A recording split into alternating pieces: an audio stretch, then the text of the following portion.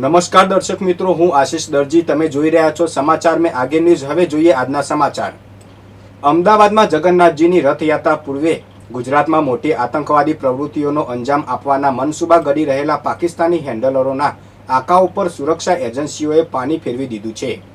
Gujarat anti terrorist squad દ્વારા મધ્યપ્રદેશ અને ગુજરાતના જુદા જુદા જિલ્લાઓમાં સંયુક્ત ઓપરેશન હાથ ધરીને પ્રતિબંધિત આતંકી સંગઠન જૈશ-એ મોહમ્મદ સાથે સંકળાયેલા 8 શંકાસ્પદ આતંકવાદીઓની ધરપકડ કરવામાં આવી છે.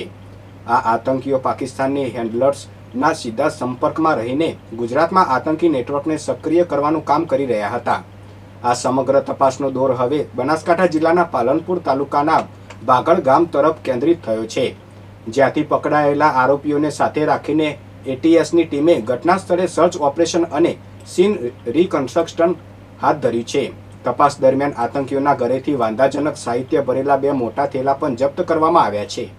મહેસાણા જિલ્લાના વડનગર તાલુકાના સબલપુર ગામેથી એક અત્યંત ચોંકાવનારી અને રહસ્યમય ઘટના સામે આવતા સમગ્ર પંથકમાં ભારે સનસનાટી મચી ગઈ છે. સબલપુર કરબટિયા રોડ પર આવેલા કંબોપા તળાવના કિનારે એક અજાણ્યા યુવકનો શંકાસ્પદ હાલતમાં મૃતદેહ મળી આવ્યો છે. તળાવ કિનારે આવેલા બાવળના ઝાડ સાથે દોરડા વડે ગળે ફાંસો ખાધેલી હાલતમાં આ લાશ લટકતી મળી આવી હતી. પ્રાથમિક દ્રષ્ટિએ આ ઘટના ભારે રહસ્યમય લાગી રહી છે, કારણ કે યુવકની લાશ અર્ધનગ્ન હાલતમાં હોવાથી સ્થાનિકોમાં અનેક પ્રકારની ચર્ચાઓ અને આશંકાઓ વહેતી થઈ છે. ઘટનાની જાણ થતાં જ કંબોપા તળાવના કિનારે સ્થાનિક લોકોના ટોળેટોળા ઉમટી પડ્યા હતા. મામલાની ગંભીરતાને સમજીને સબલપુર ગામના સરપંચે તાત્કાલિક વડનગર પોલીસને આ અંગે સત્તાવાર જાણ કરી હતી. વડનગર પોલીસ કાફલો ઘટના સ્થળે દોડી આવ્યો છે અને મૃતક યુવક કોણ છે, ક્યાંનો રહેવાસી છે તેની ઓળખ મેળવવાના પ્રયાસો શરૂ કર્યા છે. આ ઘટના સુસાઇડ છે કે પછી તેની હત્યા કરીને લાશને લટકાવી દેવામાં આવી છે તે દિશામાં પોલીસે ઊંડાણપૂર્વક તપાસ શરૂ કરી છે. પોલીસના સત્તાવાર પોસ્ટમોર્ટમ રિપોર્ટ બાદ જ આ મોત પાછળનું સાચું રહસ્ય બહાર આવશે. ઊંઝા શહેરના રામનગર રેસિડેન્સી પાછળ આવેલા ઐતિહાસિક ચેબલી તળાવમાં એકાએક મોટી સંખ્યામાં માછલીઓના રહસ્યમય મોત થતાં સમગ્ર પંથકમાં ચકચાર મચી ગઈ છે. તળાવની સપાટી પર હજારો મૃત માછલીઓ તરતી દેખાતા આસપાસના રહીશોમાં ભારે ચિંતા અને આક્રોશનો માહોલ છે. સ્થાનિકો દ્વારા આશંકા વ્યક્ત કરવામાં આવી રહી છે કે નજીકની કોઈ ફેક્ટરી દ્વારા રાતોરાત કેમિકલયુક્ત ઝેરી પાણી તળાવમાં છોડવામાં આવ્યું છે, જેના કારણે આ જળચર જીવોનો શોધ વળી ગયો છે. આ ગંભીર ઘટનાને પગલે ગ્રામજનોના ટોળેટોળા ઉમટી પડ્યા છે અને પ્રદૂષણ ફેલાવનારા તત્વો સામે કડક કાનૂની કાર્યવાહી કરી નિષ્પક્ષ તપાસ કરવાની માંગ ઉઠી છે. મહેસાણાના દેદિયાસન GIDC 2માં ગોડાઉન બહાર પાર્ક કરેલી એક સ્વિફ્ટ ડિઝાયર કારને સોમનાથ ટ્રાન્સપોર્ટની બેફામ સ્પીડે આવતી ટ્રકે પાછળથી જોરદાર ટક્કર મારી હતી. આ અકસ્માતમાં કાર 20 ફૂટ જેટલી ઘસડાતા આશરે ₹2 લાખનું ભારે નુકસાન થયું છે.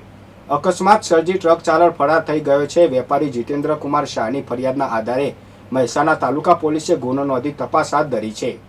મહેસાણામાં પડી રહેલા ભારે વરસાદ દરમિયાન પટાવાળાની ચાલી પાસે કેટલાક બાળકો વરસાદમાં નાહી રહ્યા હતા. આ દરમિયાન ત્યાંથી પસાર થઈ રહેલા 6 વર્ષના માસૂમ રુદ્ર પર કબ્રસ્તાનની જર્જરિત દિવાલ અચાનક ધડાકાભેર ધરાશાયી થઈ હતી.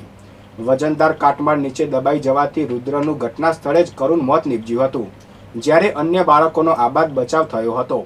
મૃતક બાળકના દાદાના જણાવ્યા મુજબ આ દિવાલ લાંબા સમયથી અત્યંત બિસ્માર હાલતમાં હતી. અગાઉ સત્તાધીશો અહીં તપાસ માટે આવ્યા હોવા છતાં તેને હટાવવા કે રિપેર કરવાની કોઈ તસદી લેવાઈ ન હતી. તંત્રની આ ઘોર આળસ અને બેદરકારીના કારણે ગરીબ પરિવારે પોતાનો વહાલ સોય દીકરો ગુમાવવો પડ્યો છે, જેને પગલે સ્થાનિક લોકોમાં ભારે આક્રોશ ફાટી નીકળ્યો છે અને જવાબદારો સામે કડક પગલાં લેવાની માંગ થઈ રહી છે. જિલ્લામાં વાહન ચોરીના ગુનાઓ અટકાવવા માટે એક્શનમાં આવેલી મહેસાણા લોકલ ક્રાઇમ બ્રાન્ચની ટીમે એક મોટી સફળતા મેળવી છે. LCBએ બાતમીના આધારે રામપુરા ચોકડી નજીકથી ચોરીની બજાજ પલ્સર મોટરસાયકલ સાથે એક 26 વર્ષીય શખ્સને ઝડપી પાડી વાહન ચોરીના ગુનાનો ભેદ ઉકેલી નાખ્યો છે. પોલીસ તપાસમાં સામે આવ્યું છે કે પકડાયેલા આરોપીએ ગાંધીનગર જિલ્લાના માનસા તાલુકાના ખડત ગામમાંથી આ બાઇકની ચોરી કરી હતી. પોલીસે ₹40,000ની કિંમતનું બાઇક કબજે કરી આરોપી વિરુદ્ધ કાયદેસરની કાર્યવાહી હાથ ધરી છે.